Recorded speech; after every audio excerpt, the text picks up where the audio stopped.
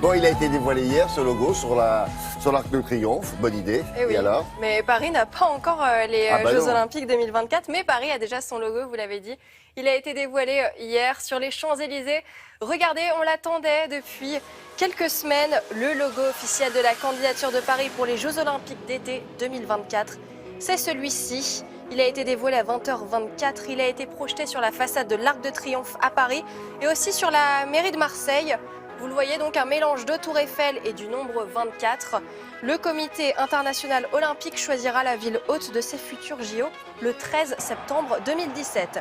Vous vous en doutez, on avait du foot hier soir avec les huitièmes de finale de la Coupe de France et pas mal de surprises sur les terrains. À commencer par celle-ci, c'est terminé pour Monaco en rouge et blanc, éliminé par Sochaux. Alors je vous rappelle que Monaco est 2e de Ligue 1 et Sochaux est 19e de Ligue 2. Donc c'est une belle opération pour les Sochaliens. Et les Monégasques, eux, s'inclinent 2-1.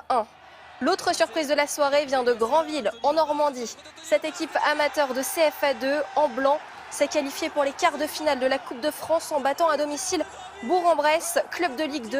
Victoire 1-0 après prolongation. Granville va en quart de finale pour la première fois de son histoire. C'était mal parti pour le Gazélec Ajaccio face à Saint-Malo, équipe de CFA2. Les Corses en bleu et rouge s'en sont finalement bien sortis. Ils concèdent l'ouverture du score mais marquent 2 buts. Victoire 2-1. Les Corses mettent fin à une série de 4 matchs sans victoire, tous en championnat. On passe maintenant, William. Il y a quelqu'un qui était un peu énervé au téléphone là, Ah oui, d'accord. c'était les commentateurs. D'accord, commentateur. On passe à l'athlétisme pour un événement 100% féminin. Ça se passait à Aubonne, le meeting d'Aubonne dans le Val d'Oise. Regardez, donc il y avait beaucoup de jeunes talents. Carole Zahi notamment, 21 ans, révélation française sur 60 mètres. Elle arrive 2e, elle pulvérise son record en 7,21. C'est la meilleure performance française cet hiver. Elle est derrière la Jamaïcaine Facey. La favorite britannique Tiffany Porter s'est imposée sur le 60 mètres haies en 7,98 devant la jeune américaine Bridget Owens. En 3e, on retrouve la française championne de France en titre Sandra Gomis qui est à 4 centièmes de son record personnel. On quitte la région parisienne pour Monaco. 75 équipages internationaux sont venus participer à la 32e Primo Cup. 3 jours de régate, 6 manches courues. Le champion de France en titre, Mark Howell-Jones, remporte la dernière manche et décroche ainsi la 2e place du classement final. À la première place, on retrouve le Suisse Étienne David et la suite des régates avec le 2e volet de la Primo Cup. Ce sera ce vendredi.